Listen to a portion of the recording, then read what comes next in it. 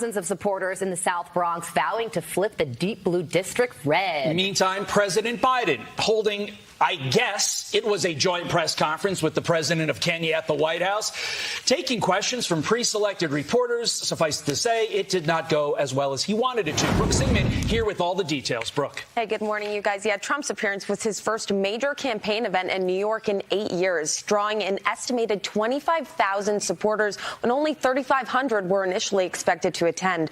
The former president was met with cheers and excitement from supporters as he vows to cut taxes and turn New York City around. Watch.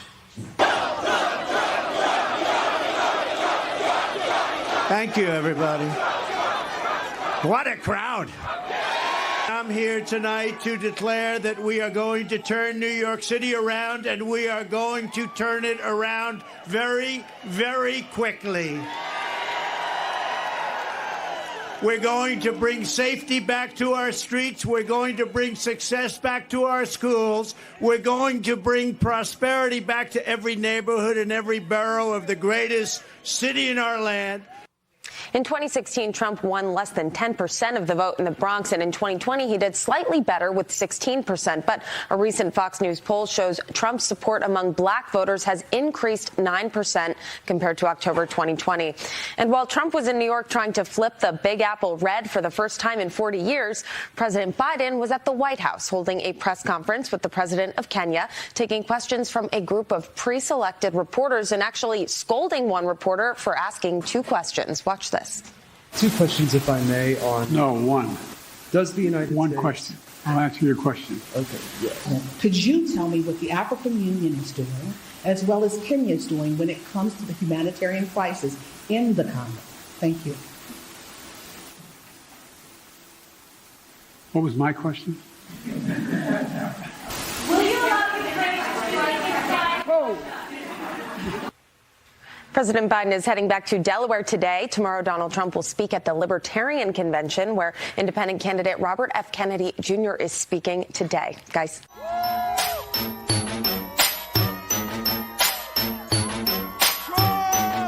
I have to say, you have a great smile.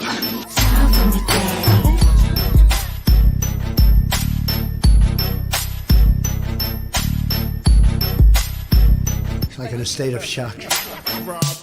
Oh,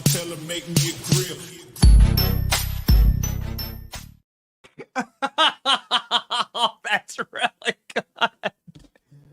Oh, that's a good one. Oh, baby. Get that one locked and loaded and ready to play in the show. Let's play it like 4 or 5 more times. That's a good one. That's a great one. Very well done, Jerry. What a work of art. What an absolute work of art. Today is a beautiful morning, ladies and gentlemen. It is Friday, May 24th, 2024. Donald Trump held a massive 25,000 person rally in the Bronx. Don't let them lie to you, baby. This train has no brakes. CNN admits that the crowd is impressive as CBS cries on air saying, "This looks like America." The corporate media now admitting defeat and in full retreat. Donald Trump roaring through. And, ladies and gentlemen, we got some rappers on the show. We got some people who were at the event yesterday. We hope that you joined us on our record-breaking live. New York resident Lou Valentino and Congresswoman Maria Elvira Salazar join the program today. You may remember Congresswoman Salazar for her viral flamethrower torching of the corporate press outside of the Trump courthouse in New York just a day ago. My name is Benny Johnson, and this is The Benny Show. We hope that you are watching on a Patriot Mobile device. Patriot Mobile keeps us connected when we are on the road. We did try to bring in reporters while we were live last night. You might have seen the great Savannah Hernandez, who's wonderful there. But the Secret Service can shut down all cell phones. That's the one thing that no cell phone company actually can do. As long as the Secret Service is not shutting down your cell phone service, you should be on Patriot Mobile. They keep us locked and loaded and ready to go when we are on the road. We're going to be on the road doing some really special projects in the future. Patriot Mobile will be with us. Make the switch today. You can get your cell service without funding the left. They are super dependable. That's why we use them. Their 100% US-based customer service team can make the switch easy today to go to patriotmobile.com/Benny. Patriotmobile.com/Benny, 972-PATRIOT. Get free activation today with the offer code Benny, patriotmobile.com/Benny. Okay, so I was gripped by a very interesting mini breakdown of the Trump event yesterday. And we're going to get to all the highlights. But there was something that was profound, and it came across my feed. And it is just a perfect dissection of what we saw yesterday. And the difference, if you weren't watching live, you're going to see a ton of highlights on today's show. And we're going to talk to people who are at the rally themselves. But there is something that is worth taking a moment to pin down. And it's not what happened at the rally. It's what didn't happen at the Trump rally. And this is particularly important when it comes to political discourse in this nation and when it comes to our movement. Because what yesterday wasn't Donald Trump reaching out to black people or Hispanics, Latinos, right? They're going to try and do that. They're going to try to bucket people, right? No. What yesterday was America first. That's all. It was Trump reaching out to people who live in America. Doesn't really matter where they live. There's a lot of places to live in this country. We live in a massive, massive country. No, it was just Donald Trump putting this country first. That's it. Saying that the Bronx, which is a place that has been beat down and destroyed by the policies of Joe Biden and the Marxist left, that those people are just as valuable of Americans as somebody living in Wisconsin, Phoenix, Arizona, Tampa, Florida. You're an American too, which is what our movement actually says. That's what this movement is about. This movement is about America first, meaning you're also an American in the Bronx. The Bronx, there's like no white people live in the Bronx, no Asian people live in the Bronx. Bronx, statistically, right? Bronx is black Hispanic community, but majority Hispanic. Donald Trump saying you also are an American. Your life matters in this country, and you deserve a country where the building blocks of a great life are possible and accessible to you. You don't need another handout from the government. You don't need to be a victim. You don't need to be turned against another group. You don't need some big what if, like victimhood, like look at this, look at these people, look what they did to you.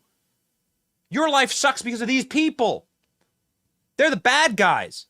What you need is more government.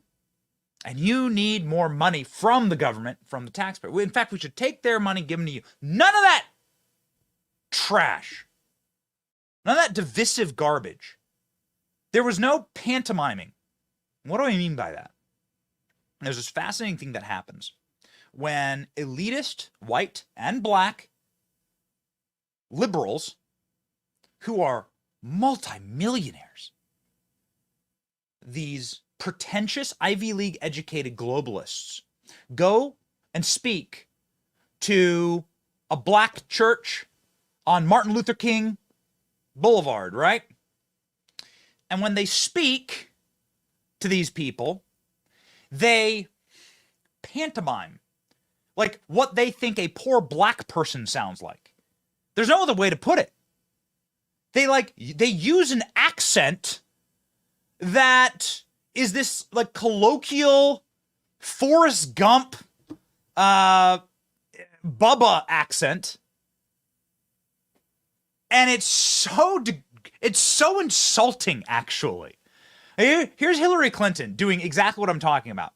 This is how Democrats talk to black people. Go. I don't feel no ways tired. I come too far from where I started from. Nobody told me that the road would be easy. I don't believe he brought me this far to leave me. I gone too far. Okay, so Hillary Clinton's particularly bad at this, but she's particularly cringe, right? Like barren Chardonnay grandmother wandering in the woods by herself, miserable, mumbling the name Trump over and over again. How about our first black president? Does he do this as well? I mean, you've all heard Barack Obama mule and carry on for hours and hours and hours. Does Barack Obama do this? Oh, yes, he does. Watch. We learned that Barack Obama is actually from the Deep South. He grew up on a farm in the Mississippi Delta. We learned that the other day when he was in Georgia campaigning for Raphael Warnock. You could hear it in his voice. Listen. If John Lewis, even in his 70s, wasn't tired, I got no excuses. I can't be tired.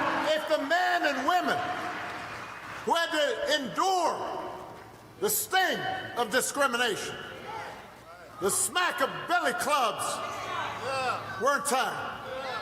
If the folks who had to fight those early fights, those were the tough fights for union rights and voting rights and gay rights and women's rights. If they didn't get tired, you can't be tired. Oh, settle down, Boomer. Settle down. Is that the accent you learned in Hawaii? Huh? Where's that accent from, Barack? Is that how they talk in Martha's Vineyard?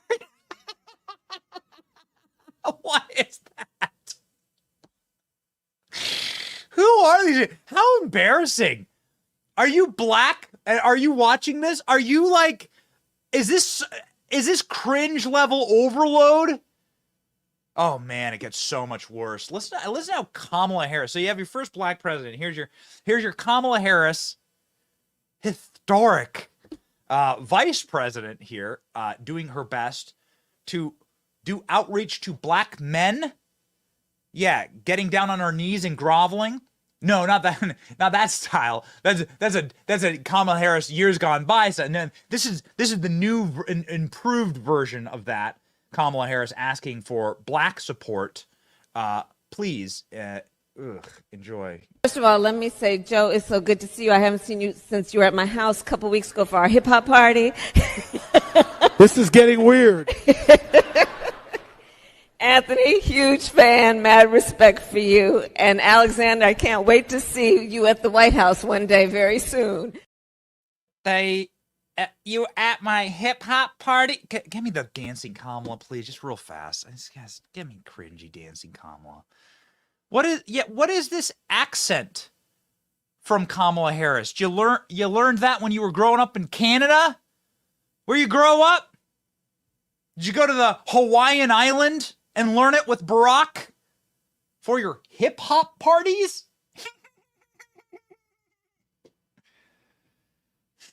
It's so degrading. Like, this tells you what they think about you, right?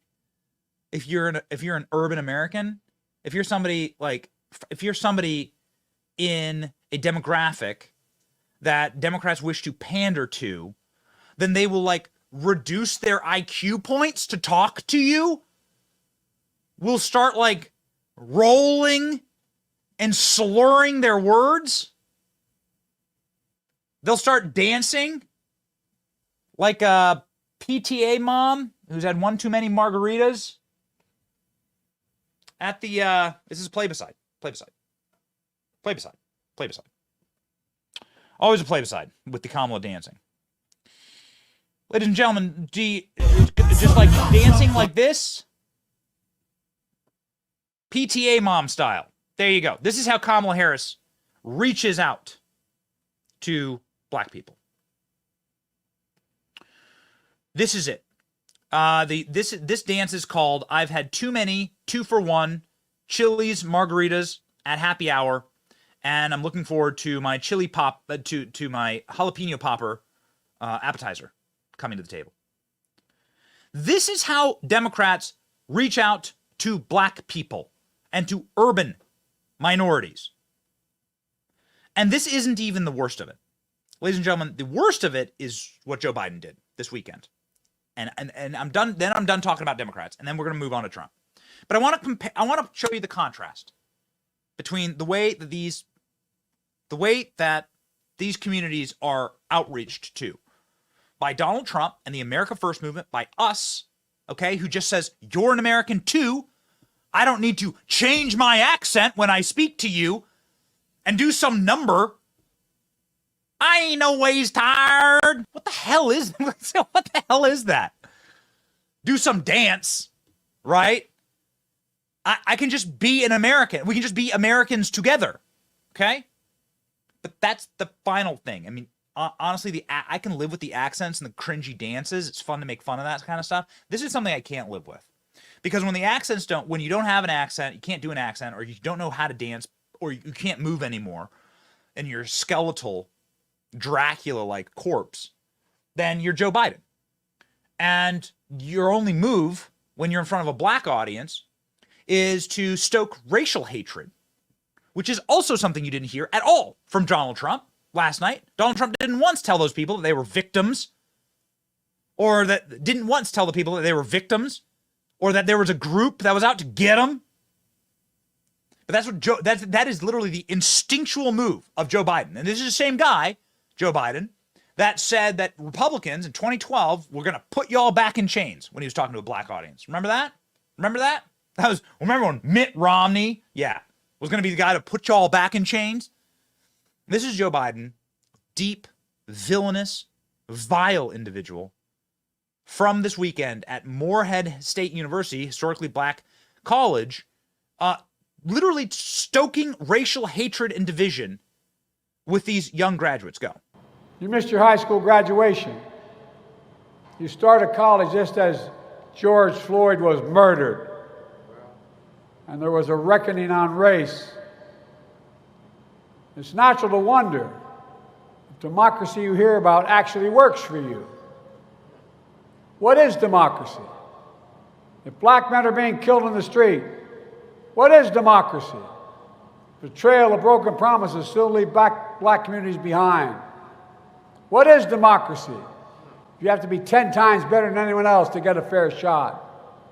And most of all, what does it mean, as we've heard before, to be a black man who loves his country, even if it doesn't love him back in equal measure? You can see. What would it mean to be a black? I mean, you don't vote for a Republican. You're not black. Well, you're not black. You're not black. You were black? Delaware. Amtrak.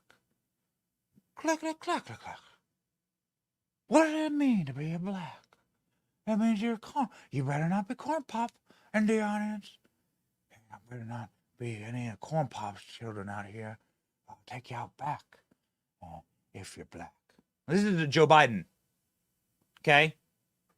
Clip it, put it up. I don't care. Like this is a story Joe Biden told about a young black man who had too much pomade in his hair, who was on the diving board, and Joe Biden threatened to kill him. That's the story of corn pop, straight from Joe Biden, and backed up by all of corn pop's friends. So that's what they're offering. That's what they always offer to downtrodden communities. Fake accents, pantomime, embarrassing pablum. The only option out is the government, and stoking racial hatred against groups. In-group and out-group racial hatred. That's it. That's all Democrats have ever offered to Latinos or black people in this country for the last 55 years. So it's amazing to see something change. It's amazing to see outreach done in a different way, which is what we saw yesterday, ladies and gentlemen. It's what we saw with Donald Trump heading into the Bronx, 25,000 people strong in the Bronx, baby. This was an incredible event. This was an event that was so good that we could that CNN, MSNBC, and CBS are all totally and completely admitting defeat. Here we go. Here's a crowd shot from yesterday. We have just a incredible army of support. This is America First. This is what America First looks like. Amazing stuff. Here's this is what the crowd looked like from up front. This is Donald Trump on stage. Here's what the crowd looked like from up front. Everyone is rowdy. We can have the audio on with this. Yeah, come on. Yeah, let's hear the people. Okay, well, there you go. It's a hard FJB. Okay, all right. What's going on? We're gonna cheer. Much better. There we go. All right. And we have the front pages of the Daily Mail. Some of our favorite news publications. Trump tells wild Bronx crowd he's going to win New York like Reagan in speech reminiscing of the Big Apple glory days. Golf courses, ice rinks, and ripping into crime and migrants. Donald Trump having a real one with this crowd and doing just something that only Trump can do, which is to uplift. It's kind of like our final thesis and takeaway here. Is that the speech, there was not a drip of racial pandering or victimhood paddle. In fact, there was a time when Donald Trump said, I don't want to talk about politics. I want to talk about something inspirational. I want to talk about leadership. I want to talk about what it means to like have momentum and keep your momentum going. And he tells a story about from his old real estate days. It was absolutely and totally incredible, ladies and gentlemen. I do want to show you the New York Post cover here. Pretty beautiful from Don Jr. Uptown Funk. Trump storms deep blue Bronx with Love Fest. It was a love fest. It was just beautiful. It was beautiful to watch, and it was beautiful to see the reactions. Ladies and gentlemen, some of Donald Trump's speech, which is incredible, and I encourage you to go back and rewatch the full speech. Donald Trump says he wants to make New York great again. And we have mobs of migrants fighting our police officers and giving America the middle finger. But we are not going to let this continue. We are not going to abandon our hope and our pride. This city has given us so much, and now it is time that we are going to give it back. Together, we are going to make New York City great again, and simultaneously, we are going to make America great again. It's an inspiring message. It's something that you never hear from the left. Donald Trump, it doesn't matter whether you're black, brown, white, whatever the hell you are. It doesn't matter. We're all Americans. When was the last time you heard this? When was the last time you heard this? 2008, when Barack Obama was trying to cheat his way. And when I say cheat, what I mean by that is he lied to you. Barack Obama was going to be this like historic healer of all racial division. We're never going to talk about race again in this country. There's no red America, blue America, white or black America. There's just America. That's the last time you heard somebody talk like this. And they lied to you because the second that Barack Obama ticked down a single point in the polls, immediately stoked racial hatred. This is the America First message right here. Look, we had the greatest economy in history. Everybody here, where you have a small business or if you had a job, you were getting more than you ever made. And we had no inflation. We had no 1.4%, considered none, considered better than none, because frankly, none in its own way is a bad thing also. We had a perfect number, 1.4%. It doesn't matter whether you're black or brown or white or whatever the hell color you are, it doesn't matter. We are all Americans, and we're going to pull together as Americans.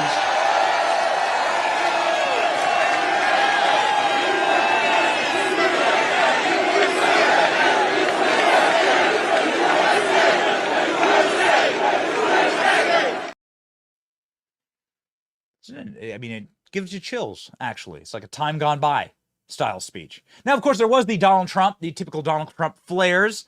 There was one accent that Donald Trump did use, but it was accent used correctly.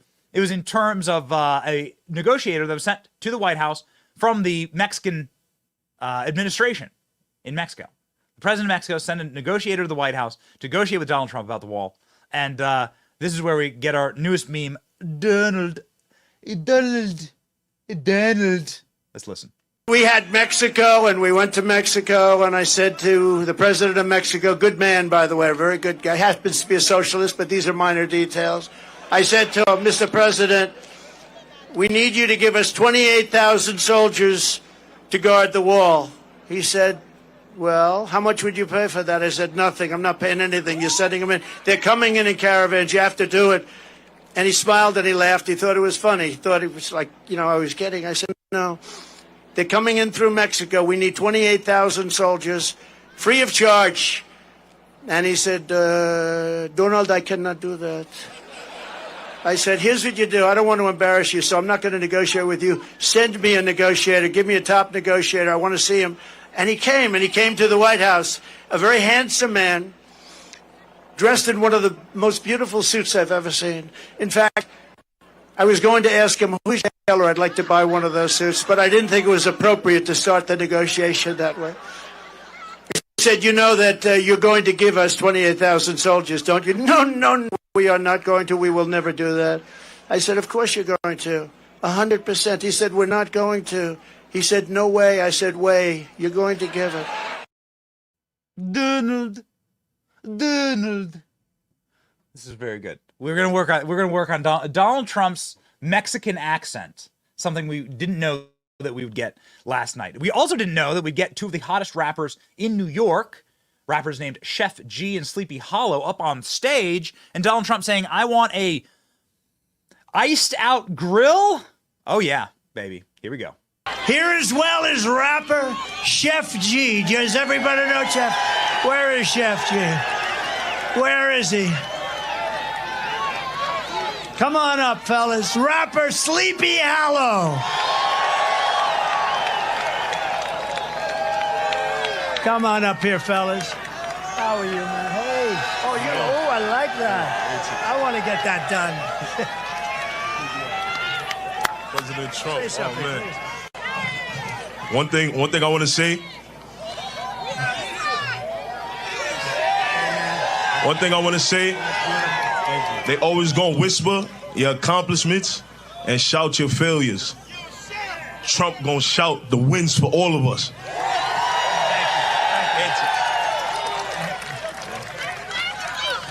Make America great again. Thank you, fellas. Appreciate you.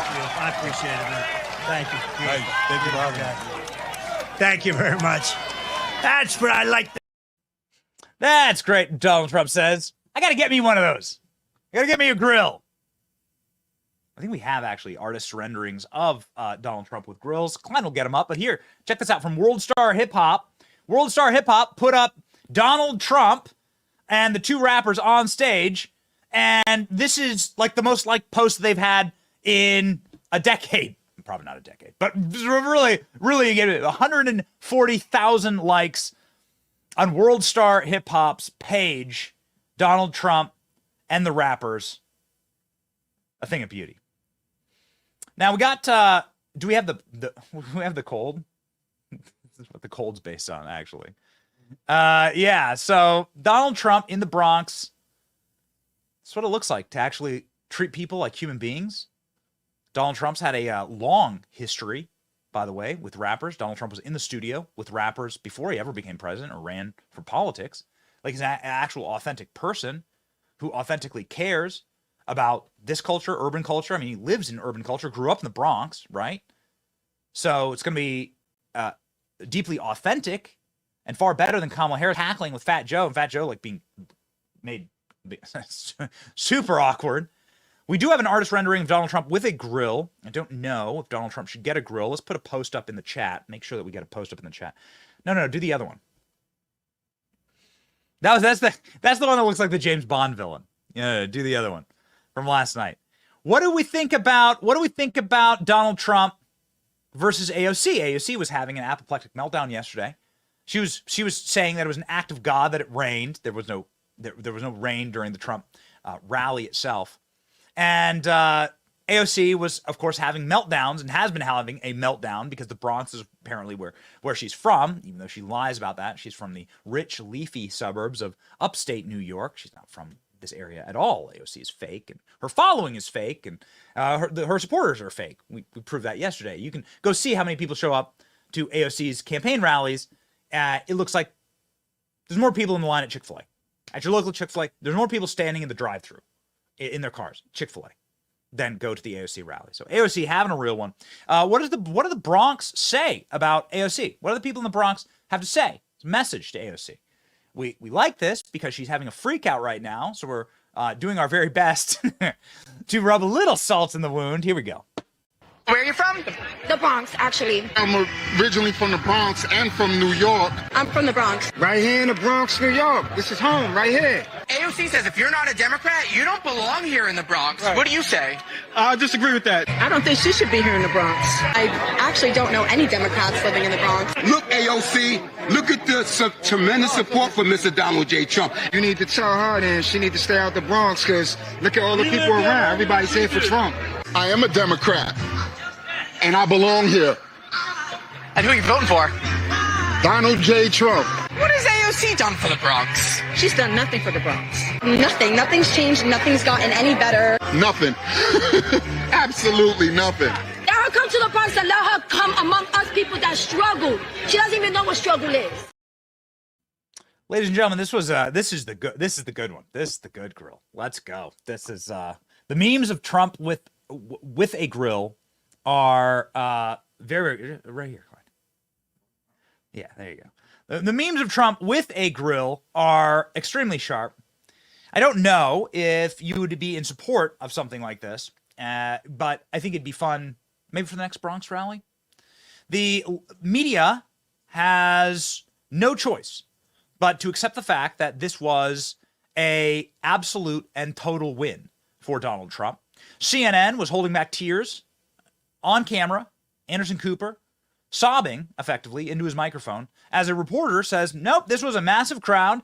This was a huge crowd, and it was a crowd that should scare the life out of any Democrat that thinks that it's not a real thing that Donald Trump could win New York. Watch.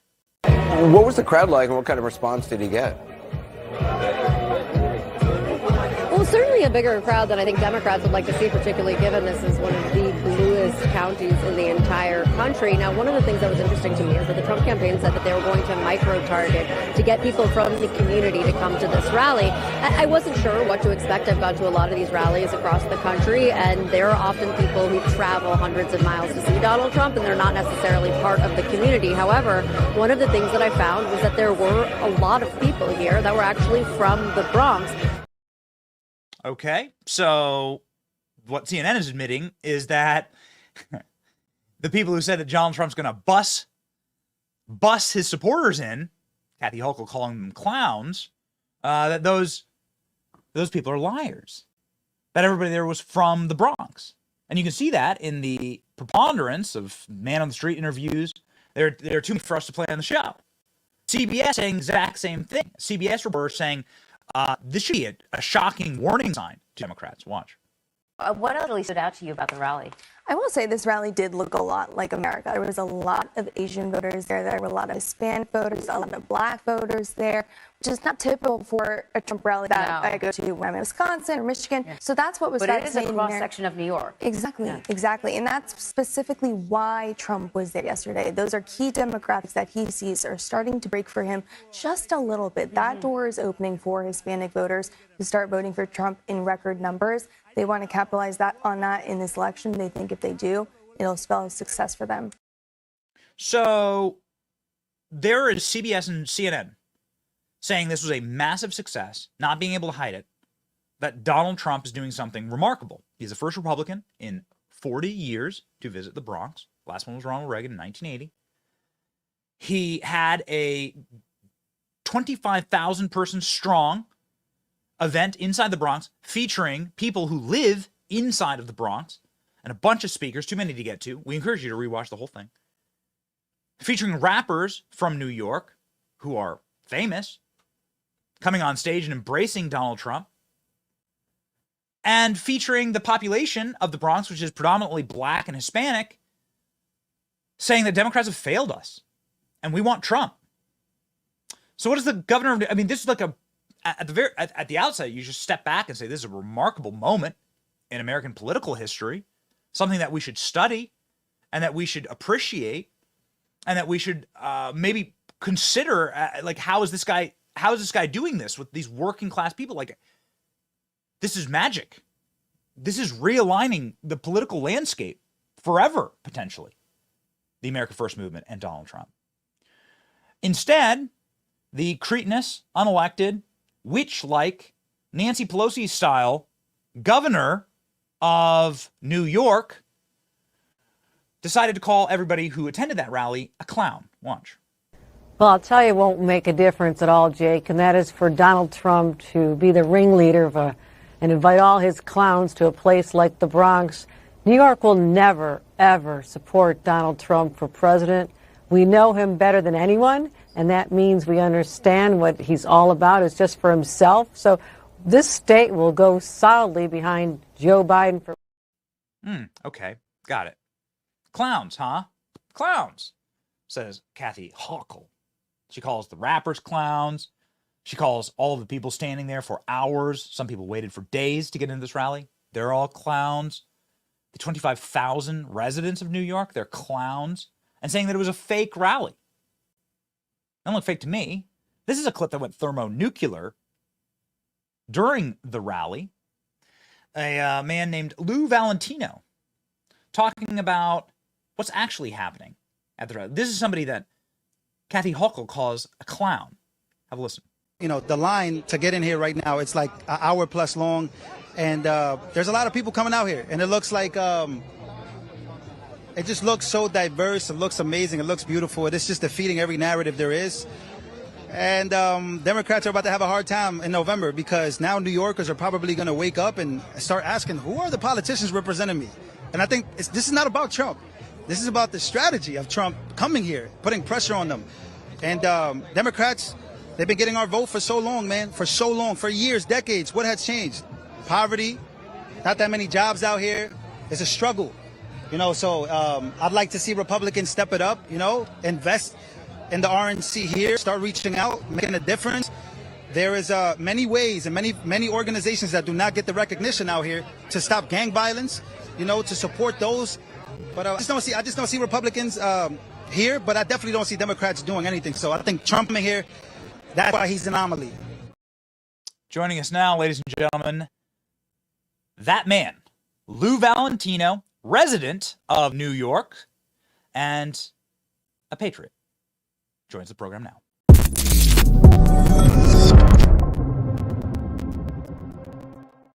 Lou, what's up, man? I saw that clip viral more than any other interview. Everyone was like, that's the guy right there. And then everybody in our chat was like, gotta bring Lou on the program. So, well, this is a turn of events, and I've been watching you for a while. I used to do reactions to your commentary, so this is a full circle moment. So, yeah. what a time to be alive! I just want to say, I played that clip. I didn't get to see that till after, and I didn't get to see everything till like after I got home. And I saw Kathy Hochul say that. Man, I can't lie, my blood was boiling. Man, I was like, did she just call all the residents of New York? Because there was, you know, residents from Jersey, New York, maybe out of state, but there was a lot of Bronx, you know, residents that came out there that really wanted to see Trump, and she just called us clowns. So another L, another loss. Last time she said black kids don't know what a computer is. Oh boy, it's the Kathy Hochul is taking L's, and I think that we should really bring light to that because that is insane to call New Yorkers clown like that. It's crazy. That's exactly right, and it was, you know, she was. Perhaps you can give us some commentary about what you saw yesterday. That clip is possibly our favorite interview, and again, everybody in our chat was like, you gotta bring Lou on. Yeah. He does know what a computer is, so he can join you, which is really, according to Kathy Hochul, very special for a New Yorker to know what a computer is. Yeah, it's funny, these progressives, they always turn back the clock when it comes time for the election, right? They're all about progression. They're all about, oh, we made it this far, we're progressives, we want to move farther. But every time the election comes around, they just want to turn the clock back. You know, slavery and civil rights, just to make people fear. So it's hilarious. Progressives are always turning back the clock. But yeah, yesterday was amazing, man. I got there, and you know, I just ran into so many different people from the Bronx, man, and so many people I grew up with. A lot of people were calling me. They was like, Lou, how can we get in? We're interested in this. We're hearing that the streets are closed. What is happening? And yeah, as you can see, the hood was really outside, and I thought it was dope. You know, first of all, I just want to say Trump coming to the Bronx is insane. And I lived in this area my whole life, Cortona. I Really? played baseball. You're from there? You're from I'm the Bronx? From the area, yes. And I've been doing YouTube for about 2 years. And one of my biggest things is like, yo, when are Republicans going to make an effort to get us? And here is Trump doing something that, in my opinion, is so historic. That people, there was kids there. They're never going to forget this. Like they're never going to forget that Donald Trump, during everything that he went through, he went to the Bronx, New York. That's what it's all about. So people were excited. And Benny, if I tell you the honest truth, people couldn't believe. So I went the day before, and there was people walking around. It was like, dude, what's going on? What's going on out here in these streets? Why is the streets being closed on my block? And I was like, yo, Trump is going to be here. Trump is going to be in Cortona. Trump is going to be in the Bronx. You know, people were just surprised, and they just couldn't believe that Trump actually was coming out here. And then seeing Chef G, Sleepy Hollow come on stage. I mean, yeah, you saw the Shade Room, you saw Bowler Alert, you saw World Star Hip Hop, all these urban pages that, you know, are mostly Democratic. A lot of people had to hold the L. A lot of people held the L yesterday, especially CNN, and you know, a lot of narratives went to die yesterday. So I just hope that once again Republicans take advantage of this, and you know, there's a lot of things going on in the Bronx that I'm fighting for: drug prevention, gang prevention, and I think that, you know, conservatives really have a shot. They have a shot. I hope they don't drop the ball on this, to go to these nonprofits and really get themselves invested in the community and making the community better, because that's something that AOC, Richie Torres, I'm pretty sure, are not doing. Boys and Girls Club, clubs, and all these different things that I just believe that it's an opportunity to do it now. Do it now, because I'm pretty sure by November they'll remember that conservatives and Republicans began working in the community. So it's a good moment, man. It's unbelievable. I'm still speechless.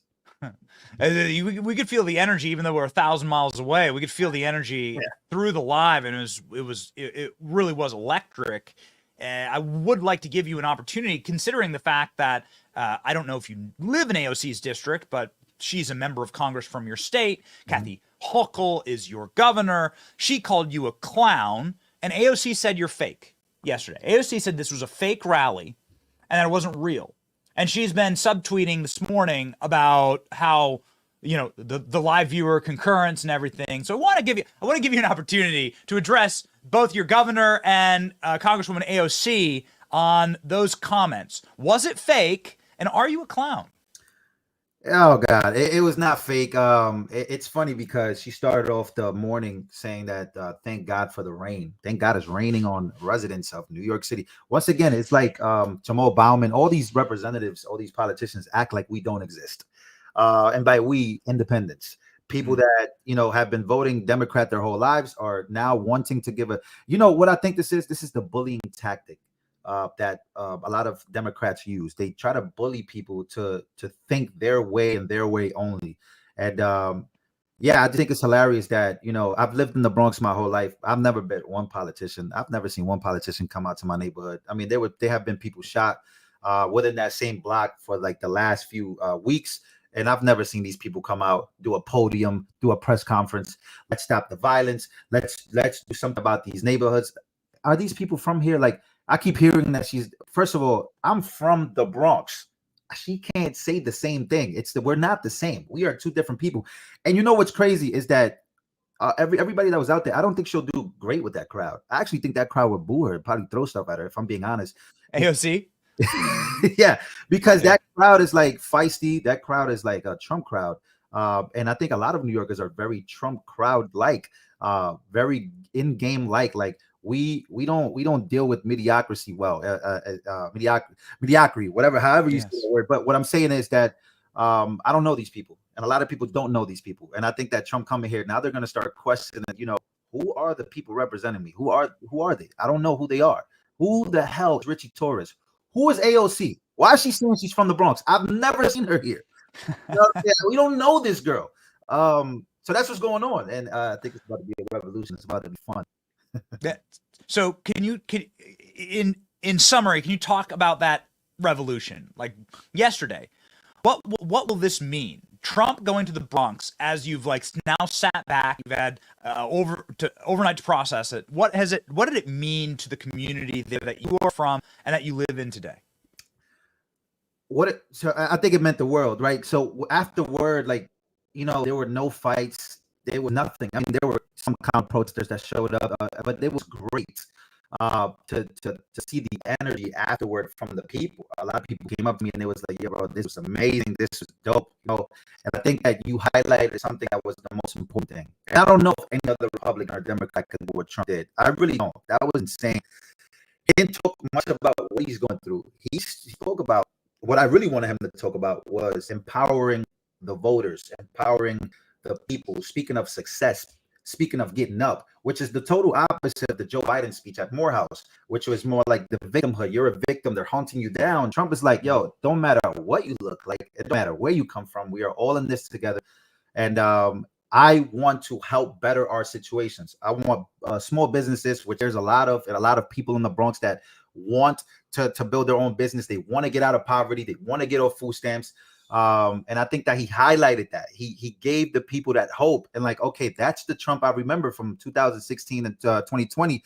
And throughout those years, you know, in between those people, he gave them that faith and hope and that reassurance that, okay, this is the guy. We want to get off poverty. We want to get off food stamps. We want a better life. And he spoke that message into existence during his presidency. And I think he could do it again. But that's the message, though. Benny, we don't want you to come to the hood and tell us, well, you know, you guys are broke and you guys got the police after you and you guys are like no good. Nah, this guy really came to the Bronx, man.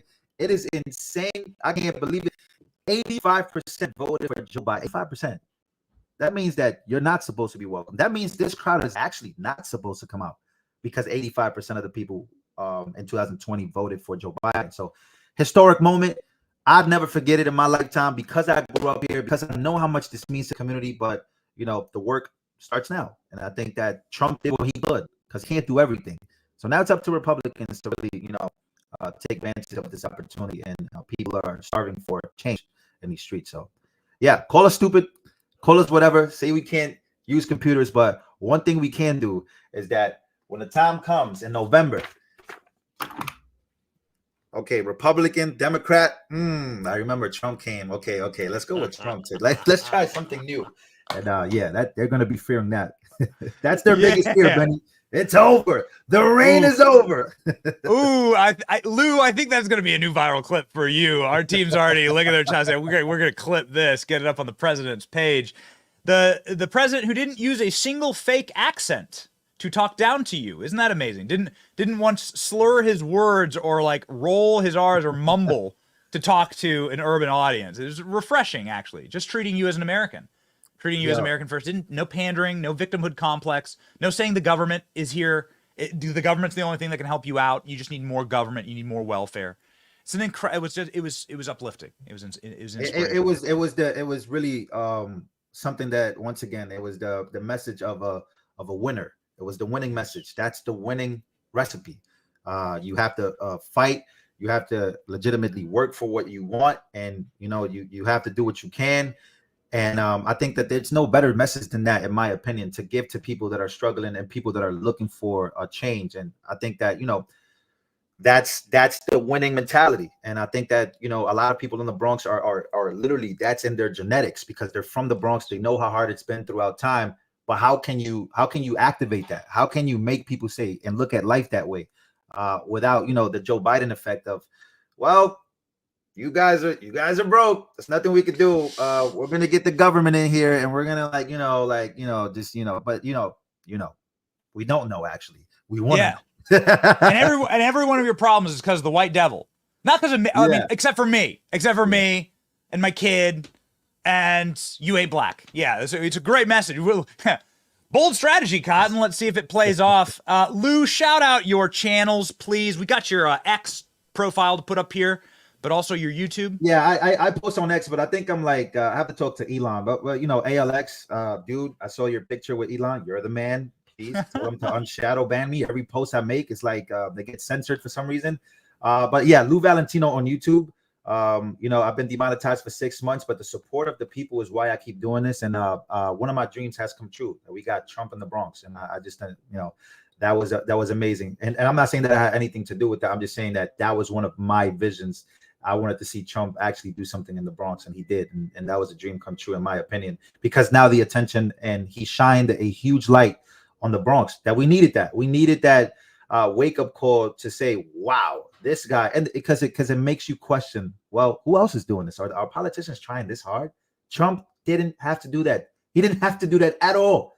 At all. He was in Texas the night before. All this ankle braces stuff that AOC was talking about, bro. What are you chatting about? Trump was in Wildwood with 100,000 people. Like, he doesn't have to do this in New York, but he did. And y'all can panic all y'all want now. It's time for Democrats and Republicans to step it up because they do work for us. That's another thing that people forget. You do work for us. At the end of the day, we don't work for you, buddy. So yeah, Benny, thank you so much for having me, man. Thank you, Lou. We're gonna send you off with the meme from yesterday, our Donald Trump grills meme. I have to say, you have a great smile.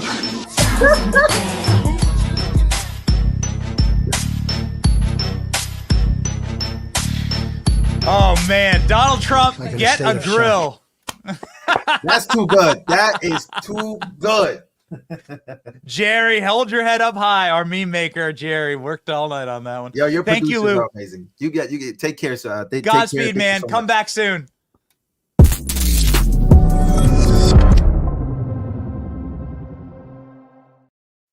Ladies and gentlemen, we are seeing just a shocking number of moments across the political landscape that are defining and that are realigning for our country and for our movement. Now, the America First movement is a movement for every American. It doesn't matter if you disagree with me, unlike some on the left and unlike the Marxists. We actually don't care if you disagree with us. That's actually what makes the country strong. We can just agree on our rights and on wanting to live in a peaceful, safe place where we don't imprison our political enemies, where we don't try somebody or try and lock up their supporters or lock up a presidential candidate. It seems simple enough, but that's what's happening right now in this country. Those who have experienced that in communist Cuba, let's say, for instance, there's a large population of individuals in my home state of Florida who fled Marxist and communist Cuba, and they know what happens next when you start locking up your political opponents. Maybe some of the people in the Bronx know what happens next. The Bronx is a majority Hispanic borough in New York. Well, something remarkable happened out front of the courthouse in New York City this week when a member of Congress from the state of Florida, a member of Congress named Maria Salazar, decided to, in Spanish, pistol whip the press in front of the court. In fact, we translated the Spanish, and Donald Trump posted it on his Truth Social. Here's part of that clip. I'm the only member of this group that can speak in both languages, so I'm going to do that in Spanish when we finish. And I have a few remarks that I think are going to be very interesting to all of you. I represent District Number 27 in Florida, a bastion of the ultimate melting pot in the United States. And I just want to make very clear that I am here of my own volition. I am not on the list of the favorites. I am not looking for a job, and I paid for my own way, just to make sure. And the only reason why I'm here is because thousands of my constituents back in Miami are terrified when the courts in this country are used as weapons to crush our political enemies. Ladies and gentlemen, we wanted the Spanish clip just a moment. That was the beginning. That was the beginnings of her speech. But then she went and took the press to task in Espanol. And just a moment, ladies and gentlemen, we're getting that one loaded up. And in just a moment, also, the Congresswoman will join us. Here we go. Maria Salazar in Spanish. En español, dime. En español, yes. Lo que acabo de decir es que esto es un circo político. Nosotros we are the largest minority in the country, the Hispanics. Los hispanos somos la minoría más importante en los Estados Unidos. Esto es un circo político que solamente se ve en Cuba, en Venezuela y en Nicaragua. Es una vergüenza que nosotros, independientemente de lo que usted piensa de Trump, si le gusta Trump, si no le gusta Trump, lo que piense de él, en realidad es que en este país no se logra una lucha política en las cortes, se logra en el ballot box, en las urnas. Y por eso le estoy diciendo a los hispanos, wake up. despiértense, que lo que está pasando es marxismo y nosotros vinimos a este país para no tener esto, sino para que el futuro de nuestros hijos sea un... Wake up to Marxism in this country. Donald Trump actually we were the only people to translate that. Donald Trump took it, put it on Truth Social, and it nuked, ladies and gentlemen. And we love that energy. We said that won the day. We said this won the day. And we are excited, honored to have the Congresswoman on the program live now. I don't know if she's going to do the interview in Spanish. I don't speak Spanish, all right? My Spanish is limited to the Taco Bell menu. But the Congresswoman joins us either way.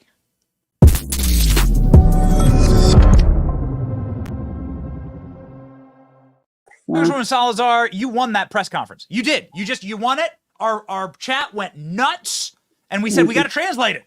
And Donald Trump apparently appreciated it as well. Sí, sí, gracias. ¿Qué tal? ¿En español o en inglés? You want to do it in English or in Spanish? We wouldn't go too far in Spanish, unfortunately. Right. Yeah. I did it because we wanted to send a message, the same thing that you're doing right now. Thank you very much for having me. And I congratulate you because your producer was telling me that you're the fastest growing social media in Gen Z, in millennials. You know, I'm an old lady. My kids are the ones that are the Gen Zs and all that. But, you know, that the message needs to go to that audience that you're catering to. Don't drink the Kool-Aid. Yes. So the red Marxist Kool-Aid that you talked about in your speech there, that some may remember from 2 days ago in front of the courthouse in New York, was really your comments directed at people, warning them that Marxism can happen here in this country. Can you expound on that? Sure. And I wrote the speech, and every word I mean. And since I was a journalist for so many years, I'm one of the founders of Spanish television, founder of Univision. I know the power of the words. And all we're saying is that we watched it, we lived it, we suffered it, we escaped it. I represent those people in Miami. They vote for me because now they have the voting card. They are Cuban Americans, they're Venezuelan Americans, they're Colombian Americans, they're Honduran Americans, and they all have lived it. And we know what it looks like. And that is the penetration of the civil society, media, academia, then now the courts. But the problem is that, and I'm not sure if you know this because you're a young American, handsome boy, is that the rest of Latin America adores the United States. Why? Because we're a bunch of banana republics, and here there's the rule of law. So if you have money, you come and you put it in the United States because you know that the courts are defending you and no one is going to take away that piece of property. And if you have a medical issue, you come to the United States because you know that the United States, you know, the Americans, they know how to do things well. So how come now all of a sudden we have this political circus in a New York courtroom? That is very worrisome because, you know, the court system in the United States works. And so how come federal prosecutors 6 years ago said there's no merit to this case, but then now the New York State prosecutors, oh yeah, there is. So you see how come there are no audio recordings and no cameras inside the courtroom? Why?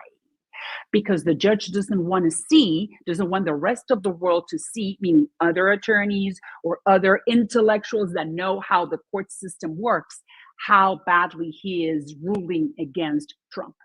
And I repeat, has nothing to do with Donald Trump. You may like him, you may not, you may vote for him. It doesn't matter. It's all of us in trial. Everyone is on trial right now because the country, the institutions that sustain that American exceptionality that I stood on, because look at my accent. I'm first generation Cuban American. I was born right when my parents escaped, full of wounds with $5 because democratic socialism has took everything away from the Cubans because they believed it. They drank the Kool-Aid. And here I am enjoying the beautiful system that the founding fathers put together. And now these people are trying to just undermine it. Not if I can say something. I would love for you to say something to somebody else that claims a somewhat similar heritage, AOC, who said that the rally in the Bronx yesterday, attended by 25,000 people, many of them of Hispanic origin, because the Bronx is primarily Hispanic in population, and that those people, that they're fake, She said they're fake. And the New York governor called them clowns, she said. Can you comment on that? You cannot do that in the American political system, because you have the right to think whatever you want to and go to the ballot box and then speak your conscience. That's the problem. AOC, I mean, I serve with her. I see her on the hallways. I think that she means well. She has noble intentions. It's just that she drank the Kool-Aid of the Democratic Socialist Organization of America. They're Marxists. I always say that we need to put AOC on a plane to Cuba, leave her there for 2 weeks with no dollars. And I would love to go with her and go through the sacrifice of no water, no electricity, no medicine, no food, nothing. And then for her to see what democratic socialism means. But that's the problem, that your audience, the Gen Zs and the millennials, all these millions of young people that live in this abundant, beautiful country, they do not understand that there's nothing to be guilty about the abundance. Is that the founding fathers created the foundation. So your parents, the parents of the Gen Zs, worked hard, and then now they have abundance. So if you want to share it, well, give it to charity, and then just give it away. But don't try to change the system, and don't feel guilty because look, we have, and they don't. That's why we are the United States of America. So AOC has not understood that philosophy, that ideology with socialism behind it, it's dark.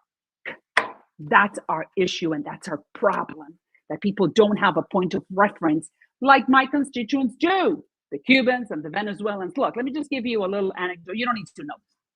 Forget about Cuba. Let's talk about Venezuela. Venezuela, 20 years ago, it's a whiff in history. 20 years ago, had oil. Venezuela is like south of us, right down there in South America. And it's a big country, and it has oil, right? Venezuela has the largest reserves of oil in the world, more than Saudi Arabia. Did you know that? I mean, a lot of oil under their soil. Okay, so oil, all right, not coconuts or beaches. No, oil. That's a big commodity. So Venezuela had a very strong economy, and they had a fantastic democracy. And you had a lot of Venezuelans buying buildings in my district, Brickell Avenue, for those that know Miami, and going to Miami Beach and spending money because they had oil. They were part of the OPEP, big guys, okay? Comes Hugo Chavez in 2000. 2000 is like, maybe you were born around that. All right, so he comes and said, you know what? There's not enough equality. Not enough diversity in this society, right? So he wins the first election and he grabs power. And then I'm not going to bore you or fatigue you with the story. 25 years after, 7 million Venezuelans have fled. Their oil production is in shambles. And the average Venezuelan weighs 15 pounds less because of lack of food. And they have oil. And what? Because they have democratic socialism. Do you have a fund or somewhere that I can donate to send AOC on a one-way ticket to Venezuela, Caracas, Havana, anything like that? No, just going to Havana. Listen, fortunately for her, she's a member of Congress, and we have to respect that. Only her constituents can take her out or leave her in. That's why I never vote for anybody to be expelled from Congress, because when you earn this, it's up to your constituents. Those who went to Trump's rally, and like Lou was saying, you look at the ballot and you say, well, I'm going to go this way or that way. It's the only way, because that's the American electoral system that we got to respect and that we want for Cuba and for Venezuela. Is just illustrating and opening the eyes of those people that she represents, specifically the Hispanics and the African Americans and the whites that feel guilty for what they have. No guilt, pride of who we are as a country. And we, the first generations, because what are you, second generation, third generation? I don't know what you are, but you speak great English and you look pretty white. All right, I don't know what generation you are, but the first generation, meaning me and the people that I represent, We are very grateful, and we go like, what a country. And what are you trying to do? Change it? No, no, no, no, no. Because I have two kids that are 24 and 25. And I want the same experience, the same platform that I had economically and politically to shine if they work hard.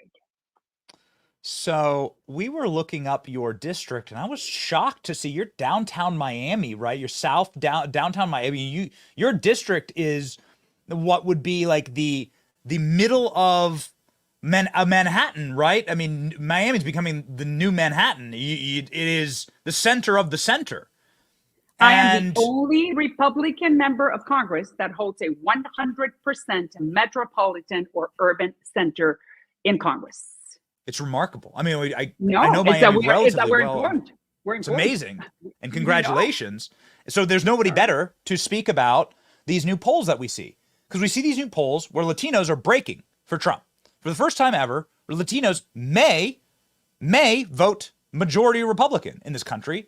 As somebody who has clearly hacked that system, can you elucidate for us, like, what's happening in this community? Well, Lou said it. It's the first time that the Republican Party, who has done a miserable job, the Republicans, miserable job when it comes to the minorities, specifically the Hispanics, the largest minority in the country, 20% of the population, 60 plus million votes.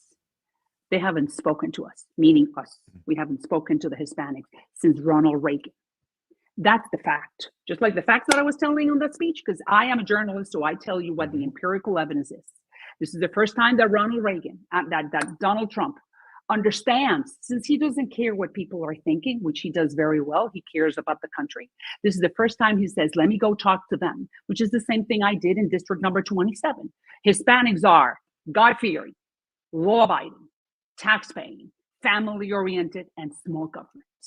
But the thing is that the Democrats for the last 30 years, they have said to the Hispanics, hey, bang, bang. And we, the GOP, we haven't been there. But like I always tell everybody, unfortunately, the Democrats have played political football with my community.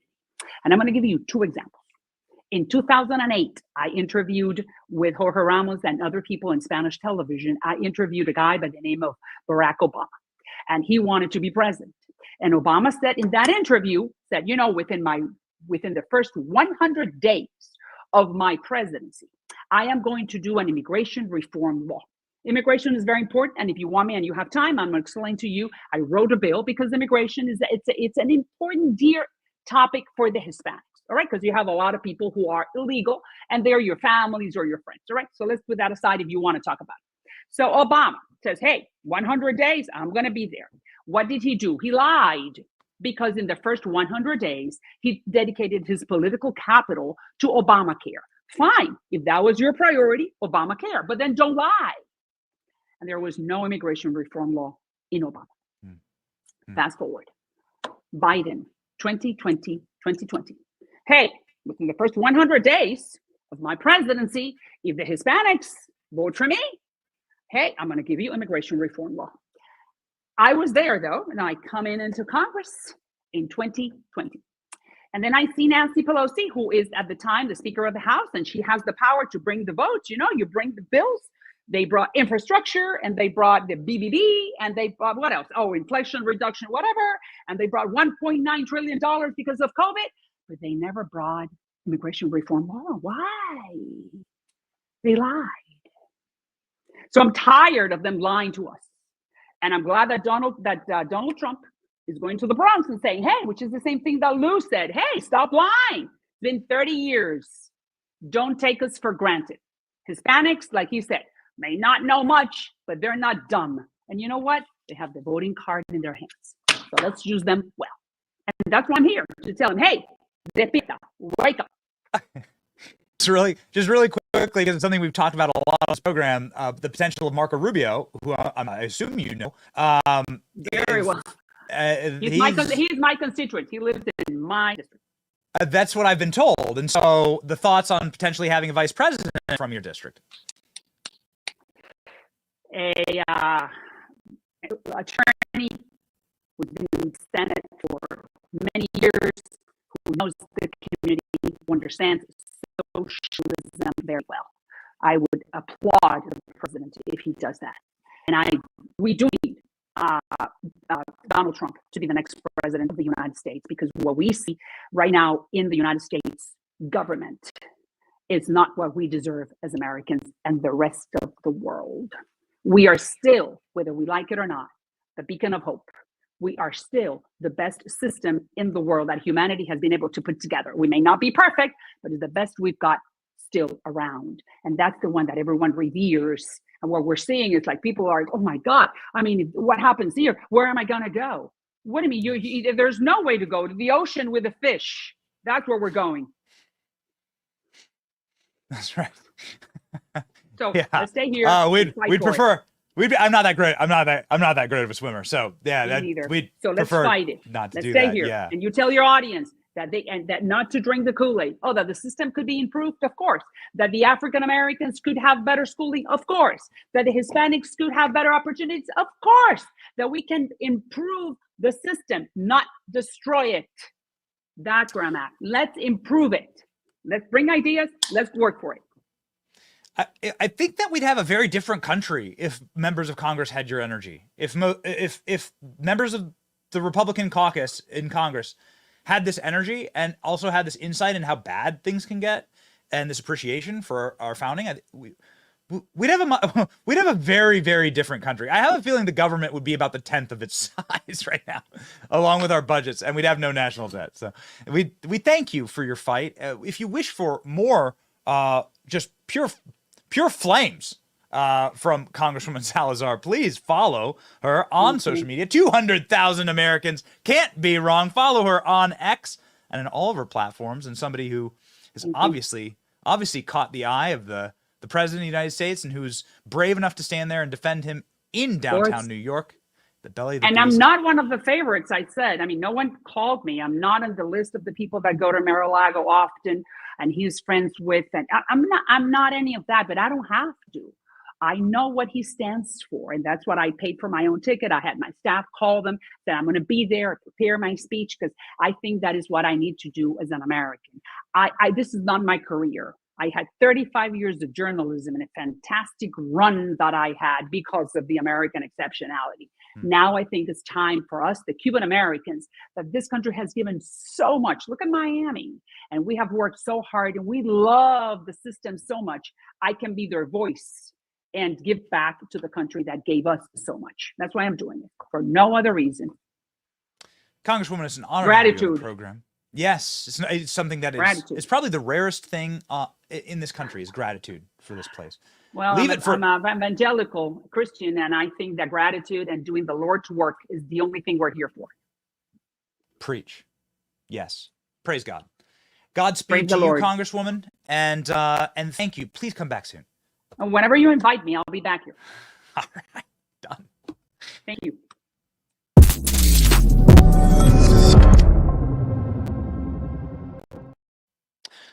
What a energetic and inspirational group of guests for our program today, and wow, I'm inspired. I like inspirational shows heading off into the weekend. Of course, this is a long weekend for us. Our show will be offline on Monday to celebrate, not to celebrate, but to honor and recognize Memorial Day and to give it its solemn recognition. Memorial Day, obviously, the day when the country should all stop and give a profound debt of thanks to those who have given their lives in service to this nation. And we certainly will be doing that on this program. And so we encourage you to obviously call a veteran if you know one. If there's somebody in your family who serves, give them a ring. Visit your local military cemetery and lay wreaths, lay flowers. And if you have families that you know are grieving that day, then grieve with them, as we will on this program. So, ladies and gentlemen, that's our one programming note for the day. And also, our Ask Benny Anything from the Benny Brigade. Let's rock and roll from Casey Palmer. Do you think it's possible the Democrats are planning to replace Joe Biden with Nikki Haley? Yeah, totally. I mean, okay. So we play this clip all the time. We play like 50 of these clips all the time. We have so many videos. It would take from now till Monday for us to play a number of videos of Democrats who secretly voted in the Republican primaries or caucuses for Nikki Haley. Nikki Haley's entire base of support was Democrats. I can't say that scientifically, but I can say that anecdotally. Every one of the people that did an interview with Nikki Haley, they're like, I'm a Democrat. I'm just casting this vote to piss in Trump's punch bowl. That's it. So does Nikki Haley have more Democrat support than Republican? Yes. There's actually a clip. There's actually an interesting clip. We don't have time to get it, but there's an interesting clip of an MSNBC analyst who is like on camera being like, no, you don't understand. There's more Democrats supporting Nikki Haley given our polls than there are Republicans. So that'll tell you everything. Could Nikki Haley win as a Democrat? She'd probably do better than Biden. Thank you for the question, Casey.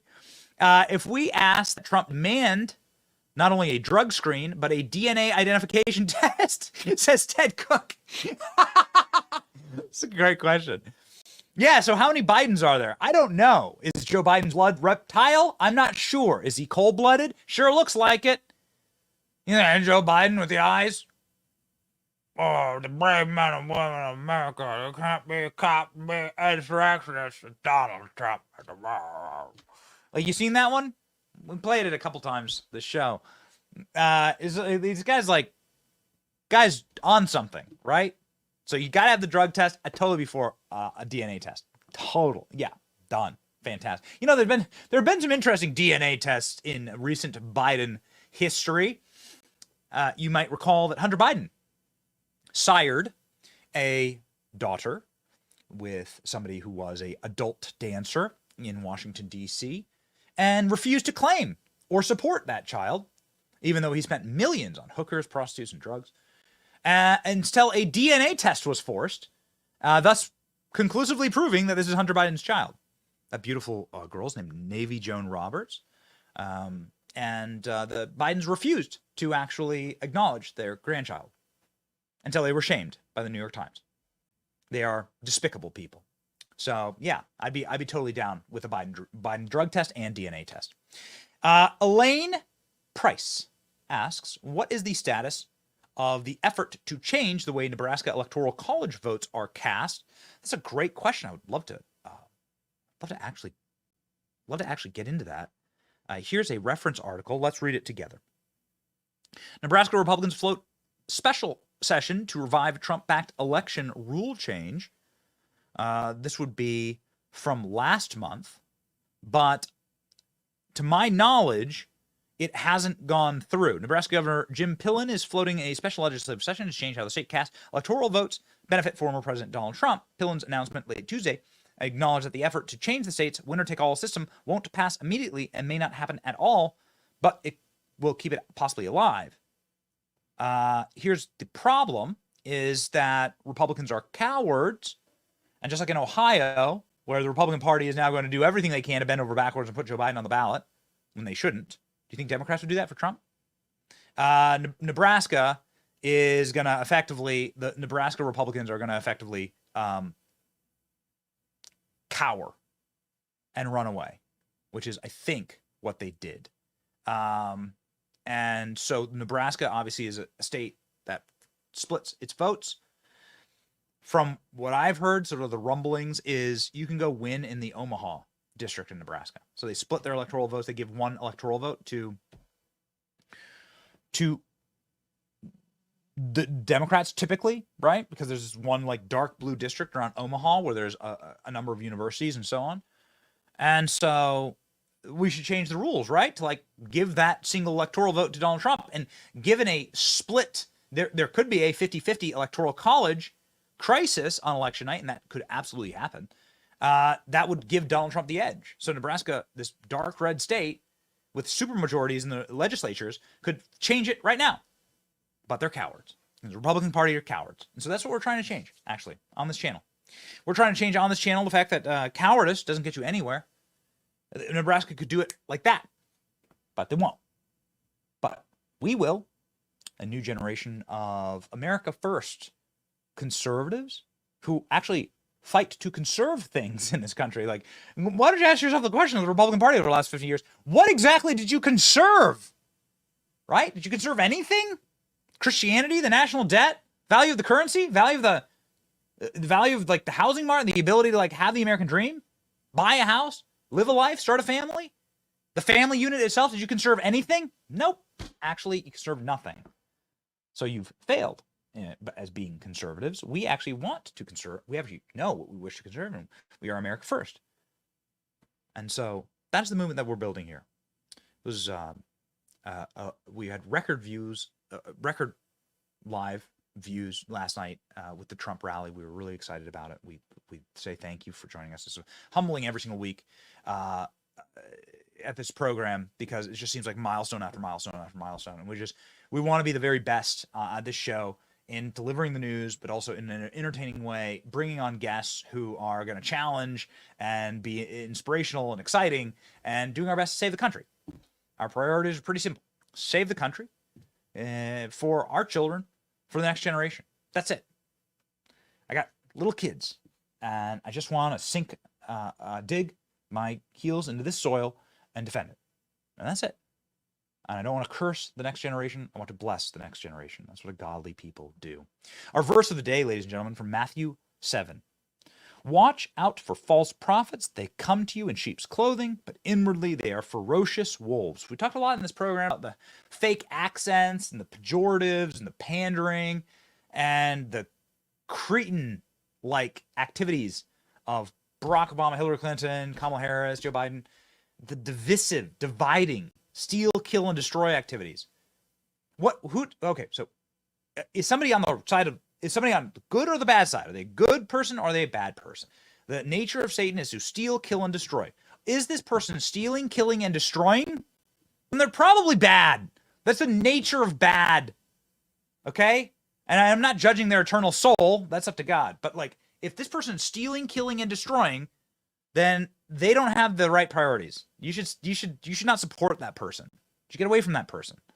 Steal, kill, and destroy is literally the mantra of the corporate Democrat Party. It's actually all that they do. And so, yeah, like, beware. There's also plenty of Republicans that are okay with that, and you should beware of them too, quite frankly. Because we're going to be judged individually, and God's not going to ask what party you're part of. God's going to ask, what did you do? What did you believe? What the talents you were giving? What was the return? And so beware of the false prophets. Beware of these people who virtue signal, because that's the only virtue they have, right? They're not actually virtuous. They're not actually doing anything to help anybody. You should be in favor of in your own personal life, and the people you support, and the people who bring peace, and the people who bring harmony, healing, and the people who put this nation first, right? To like make sure our streets are safe, make sure you're safe, your children are safe, that they can go and play in the park, and that encourage greatness in this place. There's something deeply, deeply honorable about that, and that's what we're fighting for here on our program. Ladies and gentlemen, we thank you for joining us this week. Again, we will be off on Monday to respect Memorial Day. And we will be seeing you back live again on Tuesday, and to send you into the week with a bit of an inspiration, chuckle, laugh, and a kick in your step. Here's our meme from the show that I just loved it. Ladies and gentlemen, we're changing the country. It'll never be the same, and it's pretty exciting. Don't miss it. Don't miss it. It's your boy Benny. Have a wonderful weekend, and this is the greatest nation on earth. See ya.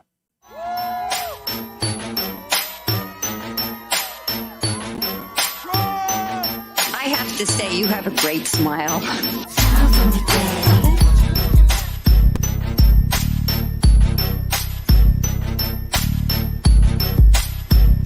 Like in a state of shock. I robbed the jewelry store and tell her make me a grill.